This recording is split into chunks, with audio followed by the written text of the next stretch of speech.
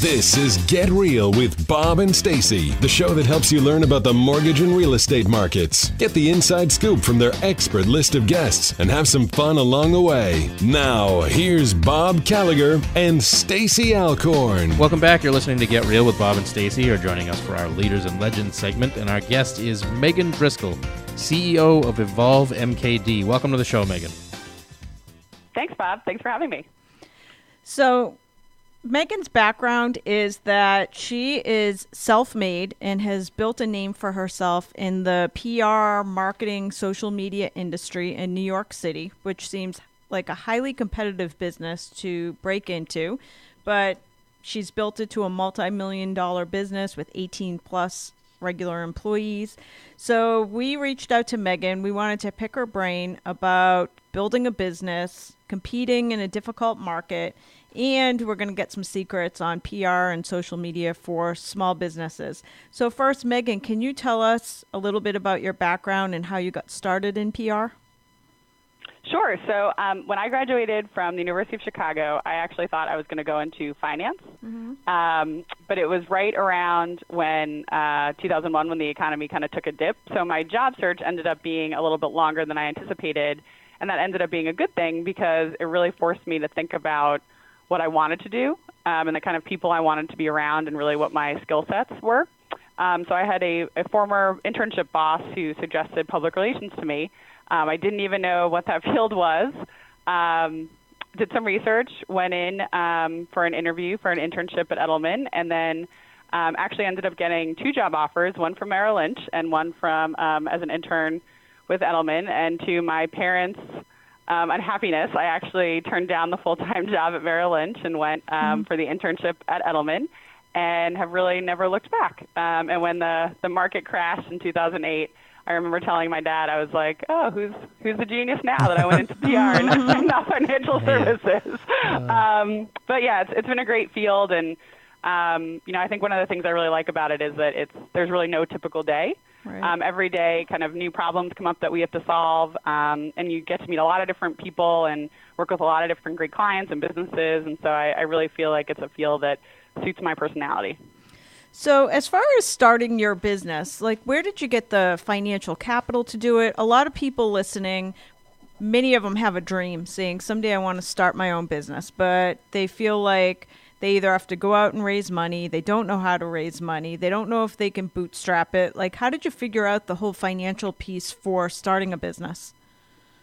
Well, I'm completely self-funded, and I think the way that I was able to do that is obviously kind of leading up to this, I made sure that I was smart about my personal finances, made sure my credit score was good, made sure I had savings, made sure I had already kind of started to cut back on some lifestyle things that weren't really totally necessary, even if they were fun.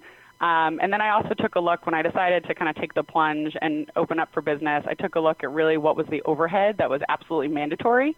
And I was really strategic in taking on overhead kind of a little bit at a time. So for instance, like I didn't rent office space until it became absolutely necessary and it was going to hurt the business if we didn't have an office. So for the first year and a half of my business, I actually worked out of my apartment.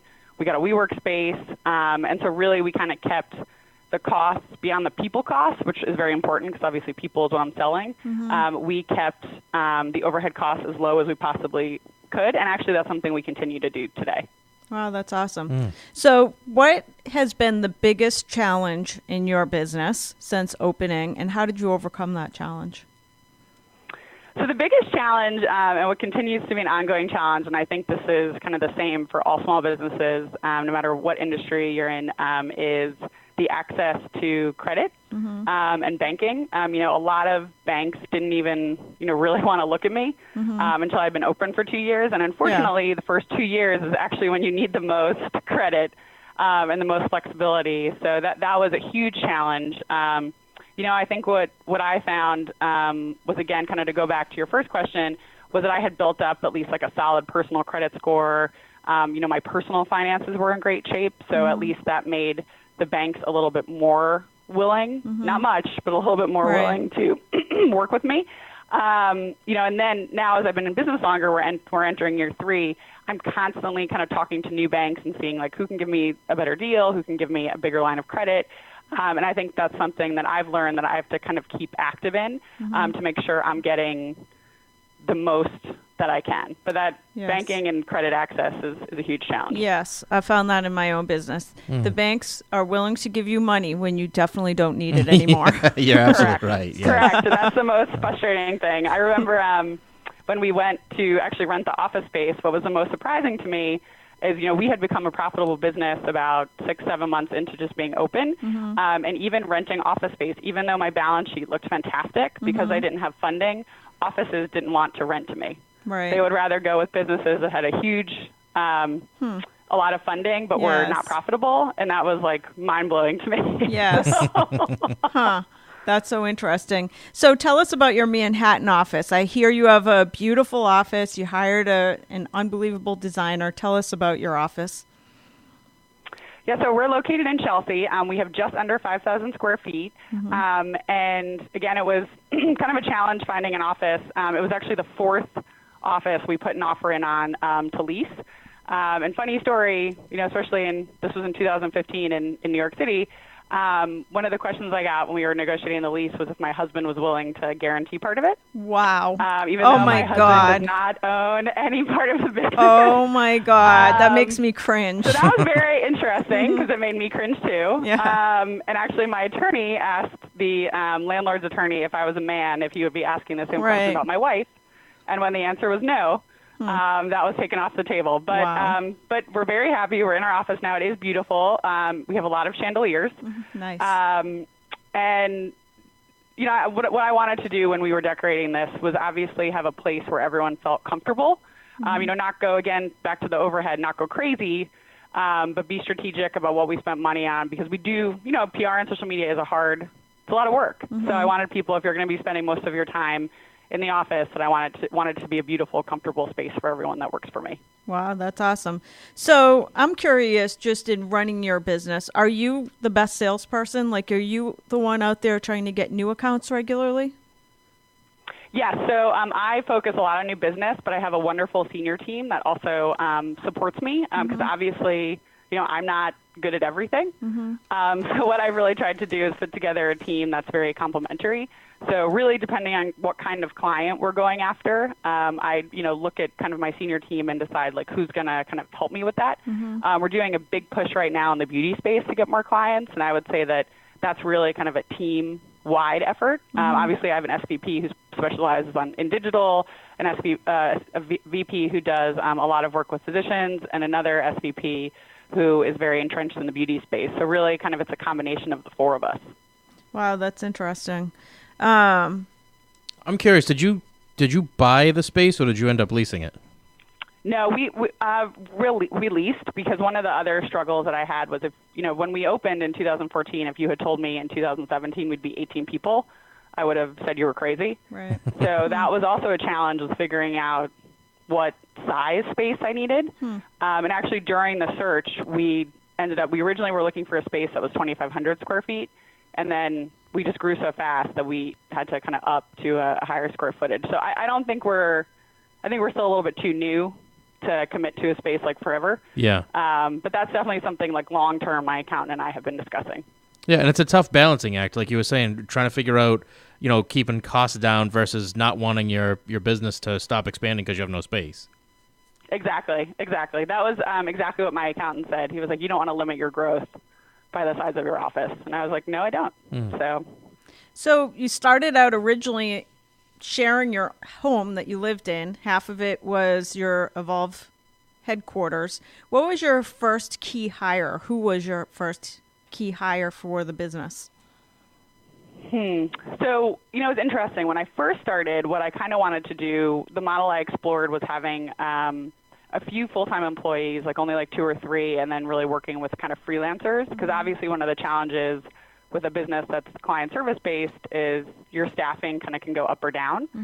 So I played a little bit with the model, but what I really found is that freelancers, it's tough because it's just, since it's not a full-time job, and this is obviously a generalized statement, but more often than not, I found there wasn't the same kind of commitment. Right. As there were with people who it was their full-time job. So I switched about 7 months into a more traditional model with full-time employees. So I would say probably at about that point, that was really when I started looking at kind of key senior hires. And that's really taken, I would say, that took about another year and a half to truly flesh out my senior team the way it needs to be. Right. And now we're at a good place with that. I mean, finding people is always the toughest part. And as far as your customer base, for people listening to the show today, what does a customer look like? What size business are you working with? Really it ranges. We have a few startups that we work on, and then that goes all the way up to a global pharmaceutical company that we work with. So I would say for us, it's really more about, I have three major considerations when I look at potential new clients. One, does the scope of what they're asking us to do, is it reasonable and realistic given, what kind of business they have and what assets they have? Two, does the budget match that ask? And three, are they like nice, good people? Because obviously an agency relationship is a little bit like getting married, I always say. So I never want to get divorced. And it's much easier if you start with reasonable people who, through the ups and downs of a partnership will kind of hang in there with you. So I would say more than kind of business size, those are the three things we look for. Because it seems like in your business, I've worked with PR companies with my own firm. It always seems like you're as good as the last piece of media that you got for the person. And they're excited. Like the business is excited about it when you get it, but then you might not be able to sustain that every month. Yeah, no, that's true. And that's also kind of why I think one of the things that we always work on kind of communicating clearly is I think more than a straightforward publicity shop, we're truly more of a strategic partner. Because to your point, Stacey, publicity shops, you really are only as good as the last coverage you've gotten. And a lot of our clients, obviously coverage is a key part of what we do, but there are other portions such as like business planning, like how do we impact sales, what's your like long-term strategy for growth, what influencers are bringing to the picture, who can we introduce you to? So we really look at ourselves like as much more than a publicity offering. And I think the clients who have been with us, because I have a couple of clients who came with me from my last agency job that I've worked with for years. I think that's why clients kind of stick with me over the long term. It's more because it's more than just about the last placement. It's very interesting that you have that whole social media piece to it, because I think a lot of older firms, like businesses, look at PR as getting coverage on the local news or the local newspaper, but the biggest PR that they can influence is their own social media outlets, and they forget about that. That's totally correct. And I think, just to build on that, I think social media is also a customer service tool. So I think that's, one of the reasons why I also put as much of an effort into building that side of my business out, because the two really do go hand in hand. Because obviously the press, you're talking to directly consumers, you're influencing, the media coverage, but on the same token, you kind of want to pull that all the way through by talking directly to the consumer and make sure that they're hearing that same message from your channels as well. So I think it's actually, for most PR firms, I think it's a huge miss if they're not kind of building out that side of their business too. So interesting. So we only have a few minutes left. I want to switch gears for a second. Since you're in the PR and social media world, do you have any advice for small business owners or salespeople on going out and building some press even for themselves? Yep. So I would say, on the social media side of things, don't try to be on every channel. I would say focus, especially if you're just starting, you're doing it yourself. Doing kind of Facebook or Twitter or Instagram really takes a lot of time to do it well. I would say, pick one and do it really well before you expand into other things. And then from a PR perspective, I would definitely tell folks to, hire an expert. I mean, there are freelancers you can get that work with a variety of different budgets that can, help you. And then I would say also be realistic in your expectations, right? It's not going to happen overnight. PR is definitely a long-term investment that you as the client also have to put time and energy into it. It's not like you just hire a PR person and they run off and do all the work. It's definitely has to be a partnership. Wow. Great stuff. Makes a lot of sense. So where is the best place for people? And do you work with clients all around the country, by the way? We do. We actually work with clients globally as well. We did some events in Korea and Taiwan, so we're global. Mm-hmm. That's excellent. Okay, so best place for people to find you if they need help with PR or social media? I would say they could go to our website, www.evolvemkd.com. We also have a Facebook page as well as an Instagram that we seem to get good reviews on. So I would say that. And then on the website, there is an email for more information that you can email us at. Wow, good stuff. Great.